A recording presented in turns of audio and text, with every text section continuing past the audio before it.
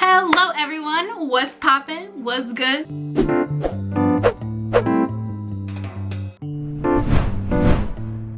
My name is Kelly, if you didn't already know.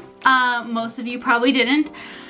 So just a brief introduction to what this channel is. I am studying abroad in Korea for the fall semester 2019 with Canon University. And when I was doing everything for my program, it was really hard to find, particularly for Gachon, it was hard to find information. So I wanted to do a channel specifically for people who want to study abroad in South Korea and don't really know what to do or what it's like, or want to know more about Gachon, or just want to look at Korea. I just wanted to save my adventures in Korea for myself and for anyone who wants to watch, and also help some other people who might have questions.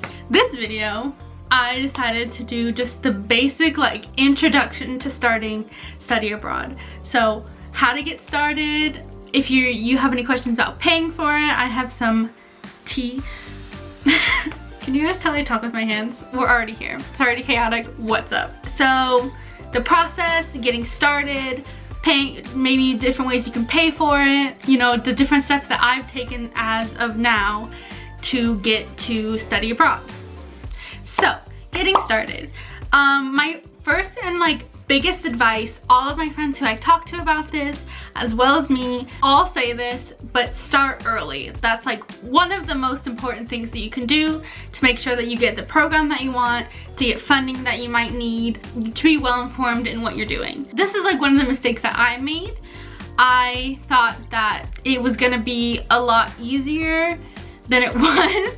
So I started a little late. I originally wanted to go to SNU and all the spots for that were filled. So I ended up going to Gachon. I'm not that upset about it because I still get to study abroad in Korea. How many people can say that?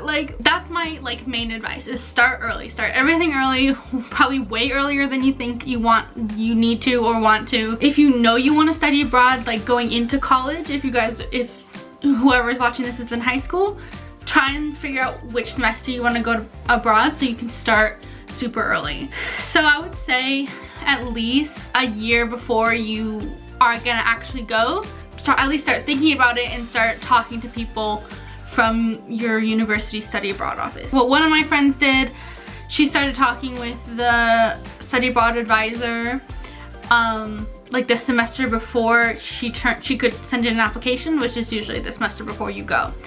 So I'm going in fall. I sent in an application in spring, during the spring semester, and then my friend, because she has her life way more together than I do, she started talking with the study abroad advisor at the end of the fall semester before that last spring. That was really confusing.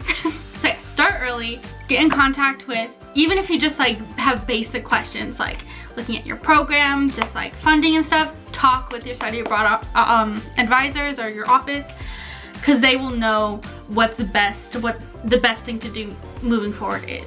And you know if you have limited time and what you need to do for your application. Plus, once you get that started early, you can start applying for scholarships, which I will get to in a bit. I'll get to that in a little bit, closer to the end of the video. But anyways, enough of that preachy nonsense. So basically the process is pretty simple, but it does take a long time because you're waiting for approval for things, you're waiting for responses, you need to get a lot of questions asked to make sure you're filling out your forms correctly. So basically what I would say, again, this is starting early, go on your university study abroad office page. They should have one. If they don't, go directly to your study abroad office. Just look at the program, figure out where you want to go, how much it'll cost to go, and how much it'll cost to go for the amount of time that you want to go. Because there are some programs that only are in the summer, so they're a lot less time, so they might be a little cheaper. There's programs that go for the full academic year, they're a little more expensive. Stuff like that. Start looking at programs, go talk to your advisor, and once you have your program picked, that's where the fun begins. Like I said, I started a little late, so I had to be rushed a tiny bit because spots are very, very limited. I think I got like the last spot to study abroad in Korea, which was a little stressful. And you know, if you end up being that, just work as fast as you can, and if you end up not getting it, it's gonna be really unfortunate. You can study abroad next semester, and then you'll be just a step ahead of everyone, I guess. So when you first start your application, it's gonna be pretty simple. The way that my school's applications were set up is you basically just read a bunch of stuff about health insurance, your program, stuff like that. It's pretty easy. Read stuff, like look through it, make sure that you're well informed on what you're doing. I'm looking at the viewfinder. Don't worry about that.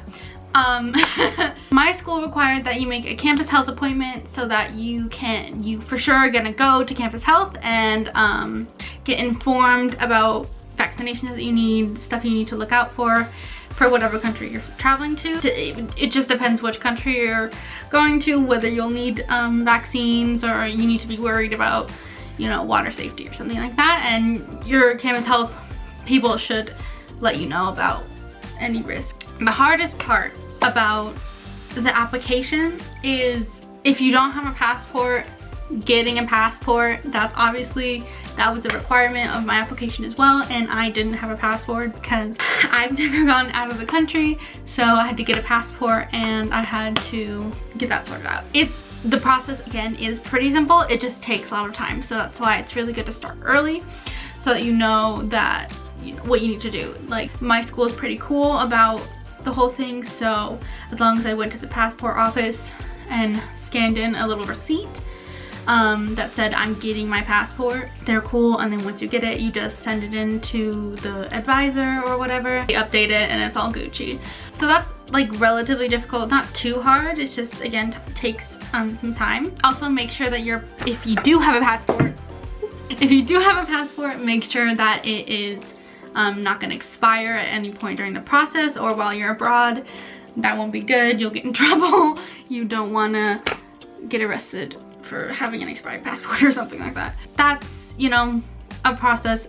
The hardest part is making, and I don't know if every school does this, but my school, when you apply for a university, you have to say, like, you have to find courses that you can apply to your major and get them approved by your advisor, which is a very long, annoying process. So, and I don't know, it might have just been my school, but I think it was pretty difficult for everyone that I know who has studied abroad or is going to study abroad. You basically have to go on the university's website, which, whether or not your university has English section, might be a little difficult. Mine didn't. It has like an English web page, but for the class, like picking the classes, you had to do it through the Korean web page, which was kind of confusing. But basically, you look for classes, and then what I had to do was print out my all the syllabi for the classes, which again was really annoying and took a lot of paper. Or you can email them to your advisor. I realized that that's probably a better option, but either or, you can email them, print them out, bring them to your advisor, stuff like that. I think you will eventually have to print them out anyways. When you get them approved by your advisor, you have to bring the syllabus to them so they know what classes you're thinking about taking or are going to take. So you find your classes, you get in contact with your regular school advisor, not your study abroad advisor, your regular school advisor, get into contact with them, make appointments, make sure you get to them, because I'm not the best at that. And then eventually they'll sign off on a piece of paper. So they'll sign off on a piece of paper and it looks like this. Well, that's what ours looks like anyways. So I have all the classes and then they have them approved. And again, it might be different at your school or with whatever program you want to do. So make sure that this is not like a universal, this is what you have to do. For my school, there was I split it into, in my head at least, I split it into two different applications. There was like the university's application, and then there's the study abroad university's application. So my university, that's what I had to do for their application, to say I'm studying abroad. And after they accept you, then you move on to the university you're going to's application, which usually will have a specific date that is due by. This is something I should have mentioned before, which I didn't know this. I don't know if I'm just dumb or I just didn't know this, or I don't know. There's a bunch of different types of study abroad programs. So what my school has a lot of, and for South Korea, that's all we have now. Because we used to have another kind, but I don't think we're doing that anymore. So we had an exchange. We have exchange programs, direct enrollment programs, and then like summer, I don't know what they're called, but they're like, you go with a professor and you do a bunch of stuff. Those are, I don't know what that's about. I don't know anyone who's done that. I'm not doing that. So that is, again, why you have to get in touch with your study abroad advisor for whatever program you want. But direct enrollment's pretty easy because you pretty much apply, and then as long as you send in your application on time, probably you're gonna get accepted, unless there's like issues with your GPA or something. A lot of the university programs have a minimum GPA. So there's direct enrollment, that's pretty easy as long as you get everything in on time, and then there's exchange program, which is what I'm doing, which is why there was a limited amount of spot, which is why I had to do it really fast. So I was doing an exchange, so I got sponsored by my university to say, we're gonna send this student to you in exchange for yours. I think that's what was going on, I don't know. But I got sponsored by the study abroad office. Then I had to start filling out the Canon University application, which is a little bit more intensive than the regular university application. So basically there's a normal regular application where you fill in like your name, if you want to study Korean, stuff like that. There's a dorm application, which technically the dorm is optional. I'm choosing to go with the dorm. You could get an Airbnb. I have a friend who's doing that. It just depends on what you would prefer. If you want a space to yourself while you're there, that's definitely an option. There's plenty of Airbnbs and stuff around the university. I chose to go with the dorm just because I'm not good with change. So having someone else there to just like talk to and stuff, I think would be better for me specifically, but it just depends on you. So there's the dorm application. You have to send in your certificate of enrollment in the university that you're attending. So your home university, that's what it's called. I think you have to send in your transcript, your certificate of enrollment in your home university, and a copy of your passport. You have to get a letter of recommendation. So I asked my advisor for a letter of recommendation. You can ask them, you can ask one of your professors. An easy one is if you're learning Korean, your Korean professor. I was going to ask her, but I had already asked her for one for something else. And then you have to get a copy of your travel insurance. Now, I don't unfortunately know the process with getting travelers insurance. Mine I'm getting through my university, so I can't really help with that. I know there's a lot of online resources for that, so you can ask, you can talk with your study abroad advisor, or you can look up some stuff online, try and find other videos, other information about that. So after that, send in your application to the university. They'll probably accept you. I don't think the standards, as long as your GPA is not like way below the minimum, it should be fine. So they'll send you an acceptance letter, and then you have to work on getting your everything else together. The most important one obviously is getting your visa. So that's a fun process. So you have to send in your certificate of enrollment. What else do you have to send? You have to send your certificate of enrollment, a copy of your passport, your actual passport, a fee for like the processing, and what is it called? Oh, a visa application, which is very, very, very long and kind of confusing. So I would sit down, I would start getting it done maybe a month before you leave at least. You can do it earlier, but it's not really worth it. So if you're going in August, I would say beginning of July, start getting it done. And then most of the sections in the visa application are pretty easy. There's just a couple that are kind of confusing. And if you have any questions, usually your study abroad advisor or study abroad office will know how to answer the question, because that's what they're there for. So you send in all your stuff, you wait a while. For the one in Los Angeles, which is the one that I sent it to, Okay, here's the tea. So because the US is so big, they can't have a Korean consulate in every place. It's just like, I don't think it's worth it. So the one that's closest to me is in LA. I don't live in California. You can send them in. I would check on that depending on what city you live in, what state you live in, which consulate you send your stuff to might be different. So I sent it in to the LA consulate. Make sure you send in also a return envelope, which I didn't know I had to do. If you don't, it's fine. They'll just call you and be like, you need one, and then you can do it online. You can just send them a little postage thing and they'll send it off to you. And then in a couple weeks later, it'll come in the mail. It looks like this.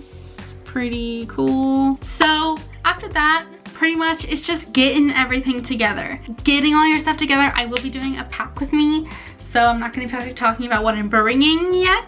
But I will. So I think that's like the basic process, basically what you have to get together. You do have to go with, for like money, like traveling abroad, you really should get like a credit card and try to get one that has not a lot of like foreign transaction fees. If it is, well, it will be in a place that doesn't accept like your type of money.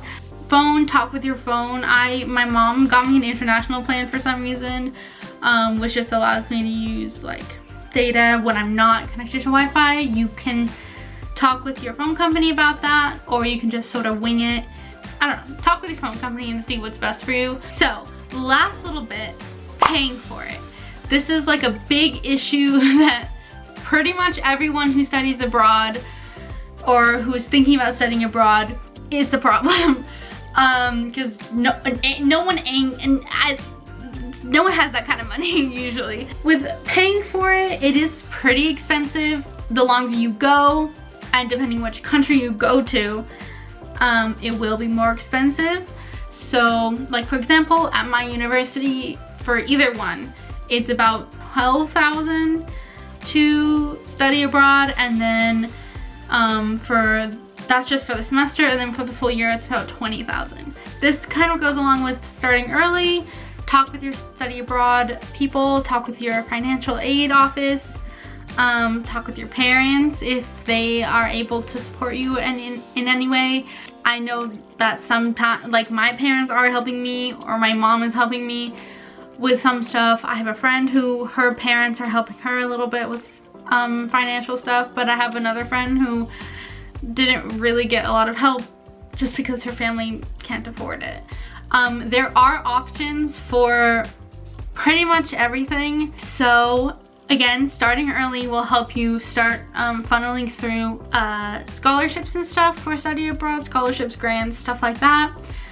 Because these scholarships will have a deadline. And if you apply late, you'll miss the deadline probably. That's what one of my friends, what happened with her is she applied to as many scholarships as she could, but there were some that she couldn't because she didn't have enough time, and she applied way earlier than I did.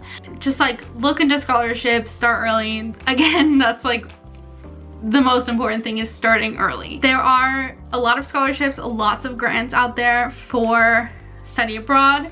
There are also, you can take out student loans. I'm taking out student loans. If you want, you can do like a parent co-signed loan, which usually is a lot more than what you would get with FAFSA, but you would have to talk to your parents about that. My mom's not super big on that, so she is not doing that, but she's helping in other ways. Oh, this is another thing. Get a job if you don't have a lot of money, and start saving with the salary that you get, even while you're in school. So I worked while I was in school, and I would try to save about $200 a month while I was in school, and during this summer I've been working pretty much non-stop and saving as much as I can. So find, you know, how much you can maybe save in the amount of time that you have before you leave. Try to save that amount. If you can't, it's okay. It's probably not gonna be, you know, the end of the world, but you know, try and save your money as best you can. Loans are a big way to help pay for study abroad. That's how I'm paying for study abroad, and basically how my friend is paying for study abroad. They really come through for you. There are scholarships again, but loans are pretty helpful, and they have a pretty low interest rate. Talk to your study abroad officer with that. You can also fundraise if you start early enough. And then, so loans, big help. And I think that is what my other friend did as well. But she also applied for a lot of scholarships. There are merit-based scholarships and need-based scholarships. So if you're a really low-income family, there are scholarships out there that will support you in study abroad. I'm pretty bad about applying for things, clearly.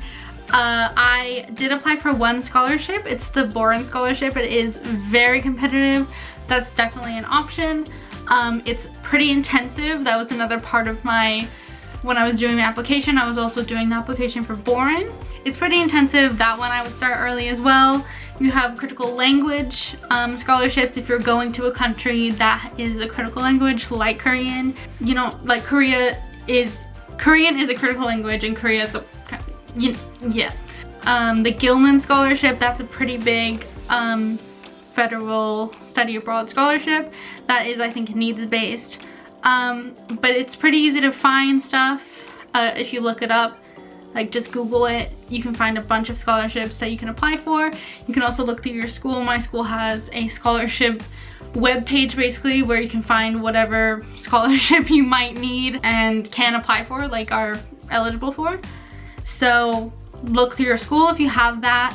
And yeah, just if you really are dedicated to studying abroad and need the money, there's definitely always a way for you to get the money to do it, because schools and pretty much everyone you talk to is going to want you to have the experience studying abroad. So they'll pretty much do as much as they can to allow you to have that experience. Also, my school's really cool. I think most big universities probably do this. I'm not sure about other universities, but basically the tuition that I pay is the same tuition that I would pay as at my home university if I was just gonna stay for the semester. So that's really cool. I'm not sure if other universities do that, but check and see if your university does that, because that's pretty awesome. But yeah, loans, scholarships. If you can get help from your parents, that's always helpful. Getting a job, saving money. Even like starting, if you want to, you can start super early and start saving for years. Put it all in a savings account. Start in high school even. Get a job, put it in a savings account and go, I'm gonna use that for study abroad. It just depends on how much time you have between now and when you want to study abroad. To touch on something that might not apply to everyone, but applies to me and someone else that I knew who studied abroad. So if you have medication, first of all, make sure, like prescription medication, first of all, make sure that it's cool with your dorm. If you're staying in a dorm, it should be fine, but just check and make sure. You don't need to fill out any forms to verify that you are allowed to have that medication there. If it's a pretty common medication, which at least most medications you should be able to do this, you can talk to your doctor and get just however many months ahead with that medication. If you can't for some reason, which my friend had a situation where she wasn't able to get the medication that she needed to fill that full amount of time, you are able to go to a hospital in the country, or I know she went to like the Yonsei hospital. That's where she was able to find her medication. Hers was very rare. It was a lot, but you can go to one of the hospitals that's near the university. You might be able to go to like the health center there. I don't know, but you will be able to find your medication if you can't get the full 4 months or 6 months or however long you're staying amount of medication. So don't worry about that. And if you want to bring like over-the-counter medication, again, check with your dorm. It should be fine, but just be aware. And they should have some sort, if you can't bring it, some sort of medication in the country you're going to that is equivalent to like Tylenol or something. But yeah, that's enough rambling for today. That's so much content. But yeah, if you have any questions, feel free to comment. I would say DM me, but please don't DM me. I guess you could DM me on Instagram. I'll put the link below for that if you would like. And anything you want to see while I'm abroad, or for if you have any questions or suggestions for what to do when getting ready for abroad, let me know. Comment below. Hit me up. Tell me the tea. Have a good one, everyone. Good luck with your study abroad adventures. See you next time.